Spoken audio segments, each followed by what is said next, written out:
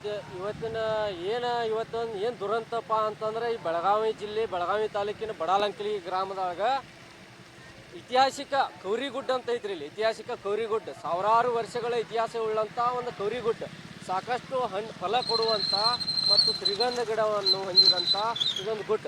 ವನ್ಯಜೀವಿಗಳು ಸಾಕಷ್ಟು ಪಕ್ಷಿಗಳು ಅದಾವ. ಆದ್ರೆ ಇಲ್ಲೇ ಸೋಲಾರ್ ಪ್ಲಾಂಟ್ ಹಾಕ್ತಾವ ಅಂತೇಳಿ ಇಲ್ಲಿ ಇದ್ದಂಥವ್ರು ಹೇಳಿದಾರೆ. ಆದ್ರೆ ಯಾವುದೋ ಅಧಿಕಾರಿಗಳು ಇನ್ನೂ ಮಟ್ಟ ಬಂದು ಫಸ್ಟ್ನೇವನ್ನು ಮಾಡಿಲ್ಲ. ಫಸ್ಟ್ನೇ ಅಧಿಕಾರಿಗಳು ಯಾರೂ ಇನ್ನೂ ಮಟ್ಟ ಮಾಡಿಲ್ಲ. ಫಾರೆಸ್ಟ್ ಡಿಪಾರ್ಟ್ಮೆಂಟ್ದವ್ರಿಗೆ ಮಾಡಿದೆವು ಮತ್ತು ತಹಸೀಲ್ದಾರ್ ಅವರಿಗೆ ಈ ವಿಷಯ ತಿಳಿಸಿದವ. ತಲಾಟಿ ಮತ್ತು ಇದ್ದಂಥ ಸರ್ಕಲ್ ಹೇಳ್ತಾರೆ ಇದನ್ನು ಪರ್ಮಿಷನ್ ಕೊಟ್ಟದ್ದು DC ಅವರಂತೆ. DC ಅವರು IAS IPS ಕಲಿತಿದ್ದು ಈ ಪ್ರಕೃತಿನ ಈ ನಾಡನ್ನ ಹಾಳು ಮಾಡ್ಬೇಕಂತೇಳಿ ಅವ್ರಿಗೆ IAS ಕಲಿತಾರಂತೇಳಿ ನಾನು ಕೇಳ್ತಾನೆ ಅವ್ರನ್ನ, DC ಅವ್ರನ್ನ. ಇವತ್ತು ಈ ಸರ್ಕಾರ ಏನೆಲ್ಲ ನುಂಗಿರ, ಕೃಷಿ ಭೂಮಿ ನುಂಗಿರು, ಏನೇನೆಲ್ಲ ನುಂಗಿರ,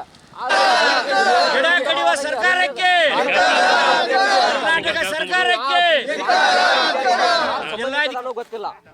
ಮತ್ತೆ ಇದಕ್ಕ ರಾಜಕಾರಣಿಗಳು ಯಾರ್ಯಾರು ಕೈವಾಡ ಐತು ಗೊತ್ತಿಲ್ಲ. ನೀವು ಯಾರೇ ಇರ್ಲಿ, ತಪ್ಪಿತಸ್ಥರು ಯಾರೇ ಇರ್ಲಿ, ಇವತ್ತು ನೀವು ಯಾರೇ ತಪ್ಪಿತಸ್ಥರಿರ್ಲಿ ನಿಮ್ಮ ಮ್ಯಾಲ ಕಾನೂನು ಕ್ರಮ ಆಗ್ಲೇಬೇಕು. ಆಗ್ಲಿಲ್ಲ ಅಂದ್ರೆ ನಾವು ರೈತ ಸಂಘದಿಂದ ಮತ್ತು ನಮ್ಮ ಬಡಾಲಂಕಲಿಗೆ ಎಲ್ಲಾ ರೈತರು ನಾವು ಒಕ್ಕಟ್ಟಾಗಿ ಎಲ್ಲಾ ಸುತ್ತಮುತ್ತ ಹಳ್ಳಿಗಳಿಂದ ರೈತರು ನಿಮ್ಮ ಮ್ಯಾಲ ನಾವು ಧರಣಿ ಕುಂದಿರ್ತಾವ. ಈ ಸರ್ಕಾರದ ವಿರುದ್ಧ ಧರಣಿ ಕುಂದಿರ್ತಾವ ನಾವು. ಯಾಕಂದ್ರ ತಪ್ಪಿತಸ್ಥರ ಮೇಲೆ ಶಿಕ್ಷೆ ಆಗ್ಬೇಕು. ಇಷ್ಟೊಂದು ಲಕ್ಷಾಂತರ ಗಿಡ ಇವತ್ತು ಹಾಳು ಮಾಡಿದಾರ. ಸಿರಿಗಂಧ ಗಿಡಗಳನ್ನ ತುಡು ಮಾಡ್ಕೊಂಡು ಹೋಗಿದಾರ. ಕಡದ ಸಿರಿಗಂಧ ಗಿಡ ಇದ್ದು ಇಲ್ಲಿ ಕಿಮ್ಮತ್ತಿನ್ನು ಅವನು ಸಲ ತುಡು ಮಾಡ್ಕೊಂಡು ಹೋಗಿದಾರ. ನಾನು ಆರೋಪ ಮಾಡತ್ತಾನ. ಯಾಕಂದ್ರೆ ಇದು ಮೇನ್ ಹೊಣೆಗಾರ ಫಾರೆಸ್ಟ್ ಡಿಪಾರ್ಟ್ಮೆಂಟ್ದವ್ರು. ಫಾರೆಸ್ಟ್ ಡಿಪಾರ್ಟ್ಮೆಂಟ್ ಈ ಟೋಟಲ್ 50 ಎಕರೆಕ್ಕಿಂತ ಮೇಲ್ಪಟ್ಟು ಹಡ್ಡಿದಾರ. ಈಗ ಗಿಡಗಳನ್ನ ಕಡ್ದೇ ಇಲ್ಲ, ಅವನು ಬೇರ್ ಸಕಟ ಹಡ್ಡಿ ಹೋಗಿದ್ದಾರ. ಫಲ ಕೊಡುವಂತ ಗಿಡಗಳನ್ನ ಬೇರ್ ಸಕಟ ಹಡ್ಡಿ ಹೋಗಿದ್ದಾರು. ಇನ್ನು ನಿನ್ನೆ ಮಾಹಿತಿ ಪ್ರಕಾರ, ನಿನ್ನೆ ಕೇಳಿದ ಮಾಹಿತಿ ಪ್ರಕಾರ 500 ಎಕರೆ ಗುಡ್ಡ ಎಲ್ಲ ಹಡ್ತಾವಂತ ಹೇಳಿದಾರೆ. 500 ಎಕರೆ ಎಲ್ಲ ಗುಡ್ಡ ಎಲ್ಲ ಹಡ್ಡಿ ರಾಜಕಾರಣಿಗಳು ಇವ್ರೇನೋ ಒಂದು ಅಕ್ರಮವಾಗಿ ಏನೋ ನಡೆಸ್ಬೇಕಂತೇಳಿ ಇಲ್ಲಿ ಚಿಂತನೆ ಅದ. ಯಾಕಂದ್ರೆ ನೀನ್ ಇಲ್ಲಿದ್ದಂತ ಒಂದು ಸಿಬ್ಬಂದಿ ಓಡಿ ಹೋಗಿದಾರ. ಅವ್ರು ನಾವು ಬಂದ್ ಏನೋ ಗಣಿಗಾರಿಕೆ ಮಾಡ್ಬೇಕಂತೇಳಿ ಸ್ಪಷ್ಟವಾಗಿ ಗೊತ್ತಾಯ್ತು. ಅಧಿಕಾರಿಗಳು ಇಲ್ಲಿ ಸ್ಪಾಟಿಗೆ ಇನ್ನೂ ಮಟ್ಟ ನಮ್ಮ ರೈತರೆಲ್ಲರೂ ಇಲ್ಲಿ ಕುಂತಾವ.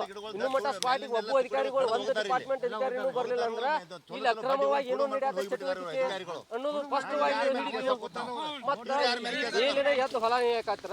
ಇನ್ನು ರೈತರು ಸಾಮಾನ್ಯ ಜನರು ಏನ್ ಮಾಡುದು? ರಾಮನಗೌಡ ಪಾಟೀಲ್ ಸಿರಿಗಂಧ ಇವ್ರಿಗೆ ಪರ್ಮಿಷನ್ ಕೊಟ್ಟು ಒಂದು ಸರಿ ಜಗತ್ತಿನ ಗ್ರಾಮದ ಈ ಒಂದು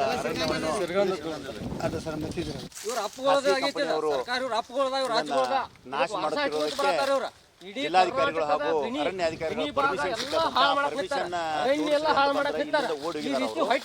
ಯಾಕಂದ್ರೆ ಕೆಲಸ ಯಾಕಂದ್ರೆ ಇವ್ರಿಗೆ ಮಕ್ಕಳಿಗೆ ಶಾಪ್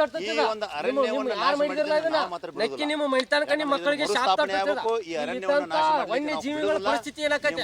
ಎಲ್ಲಿ ಬದುಕಬೇಕ?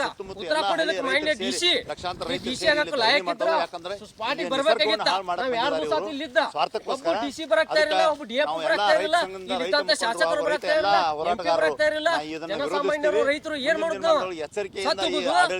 ನಿಮ್ಮ ಆಫೀಸ್ ಬಂದ್ ವನ್ಯ ಜೀವಿಗಳನ್ನ ಬದುಕಿಸ್ತಾರ ಅಂತ ಹೇಳಿ ಒಂದ್ ಕಡೆ ಕಾಡು ನಾಶ ಆದ್ರೆ ಬೆಳೆ ಎಲ್ಲ ಬೆಳೆ ಬರಲ್ಲ.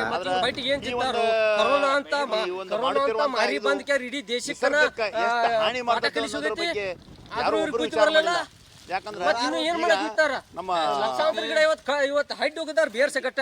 ಮತ್ ನಮ್ಮ ಶ್ರೀಗಂಧ ಗಿಡ ತುಡು ಮಾಡ್ಕೊಂಡು ಹೋಗಿದಾರ. ಇಲ್ಲಿ ಶ್ರೀಗಂಧ ಗಿಡದ ನಾಡಿದ ಈ ತುಡು ಮಾಡ್ಕೊಂಡು ಹೋಗಿದಾರ.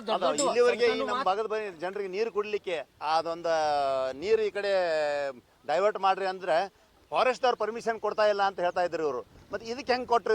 ಇಂಥದಕ್ಕೆ ಹೆಂಗೆ ಫಾರೆಸ್ಟ್ ಅವ್ರು ಪರ್ಮಿಷನ್ ಕೊಟ್ಟರು? ಅದು ಒಂದು ಜನೋಪಯೋಗಿ ಆಗುವಂಥದ್ದು. ಇದು ಯಾರಿಗೂ ಖಾಸಗಿಯವ್ರಿಗೆ ಉಪಯೋಗ ಆಗುವಂಥದ್ದು. ಅದು ಲಕ್ಷಾಂತರ ರೈತರಿಗೆ, ಕೋಟ್ಯಾಂತರ ರೈತರಿಗೆ ಕುಡಿಲಿಕ್ಕೆ ನೀರನ್ನು ಇವರು ಡೈವರ್ಟ್ ಮಾಡಲಿಕ್ಕೆ ಎಷ್ಟೊಂದು ಕಾನೂನುಗಳನ್ನ ಹೇಳ್ತಾ ಇದ್ದಾರೆ. ಫಾರೆಸ್ಟ್ದವ್ರು ಪರ್ಮಿಷನ್ ಸಿಕ್ಕಿಲ್ಲ. ಮತ್ತು ಇದಕ್ಕೆ ಹೆಂಗೆ ಫಾರೆಸ್ಟ್ದವ್ರು ಇಷ್ಟೊಂದು ಸುಲಭವಾಗಿ ಪರ್ಮಿಷನ್ ಕೊಟ್ಟರು ಈ ಒಂದು ನಿಸರ್ಗವನ್ನು ಹಾಳು ಮಾಡಲಿಕ್ಕೆ? ಇದನ್ನು ನಾವು ಪ್ರಶ್ನಿಸ್ತೇವೆ. ಮುಂದಿನ ದಿನಮಾನದೊಳಗೆ ಉಗ್ರ ಹೋರಾಟ ಮಾಡ್ತಾವೆ ಅಂತೇಳಿ ನಾವು ಈ ಮುಖಾಂತರ ಹೇಳ್ತೀವಿ. ಬಸವರಾಜ್ ಮೊಕಾಶಿ, ಬೆಳಗಾವಿ ಜಿಲ್ಲಾ ರೈತ ಸಂಘದ ಅಧ್ಯಕ್ಷರು.